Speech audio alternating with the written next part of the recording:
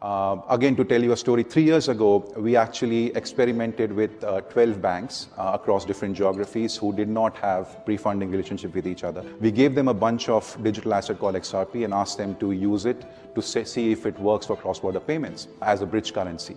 They came back to us after 6 months and they said, look, it works beautifully, but we cannot use this. And there are two issues with this. Number one, it's highly volatile, so we cannot use it. Number two, my regulator will never allow me to use this. There is no risk weighting to this and it's too volatile. There is no way the central banks will allow me to use this. This was in 2015-16. So we went back to the drawing board and came up with a new product. As I mentioned, ODL, on-demand liquidity. And basically what that product does is, through that product, banks do not have to hold a digital asset on their books. They could leverage that product, connect with a digital asset exchange, which, mind you, is fully licensed and supervised, and then leverage that exchange to source liquidity in real time. And because the entire transaction happens in less than 30 seconds, because of the speed of the ledger, the volatility risk is taken care of. So we removed the two big concerns that banks and payment providers had and almost productized it in a way, and then we launched the product last year in October. In the world of cryptocurrency, Ripple is known as the project that, unlike Bitcoin, wants to collaborate with banks.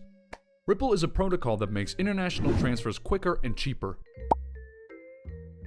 Let's say you have a Polish neighbor who has to work hard every day to support his family in Poland. He sends his money to Poland weekly so they can afford rent and groceries. The international money transaction is to this day a slow and expensive process. In some cases, it can take days for the money to arrive.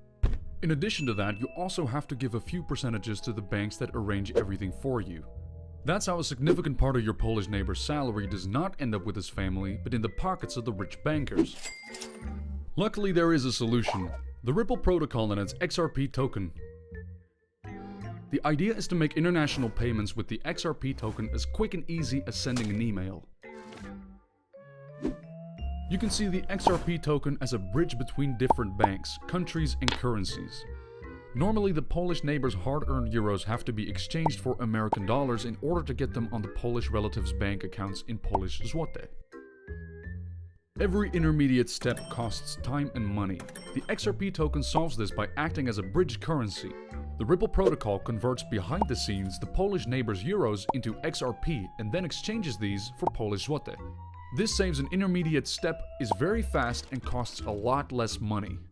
Moreover, it is important to make a distinction between Ripple Labs and the XRP token. Ripple Labs is the company and the XRP token is the product. What is the difference between Bitcoin and XRP? In contrary to Bitcoin, it is not possible to mine on the Ripple blockchain. Ripple Labs has created 100 billion tokens. More than half of this is still kept in a digital safe. To verify transactions and spread new coins, Ripple uses a completely different method than Bitcoin. This is possible because the network of Ripple is arranged differently than the Bitcoin blockchain. Ripple has most likely done this to be quicker and more effective.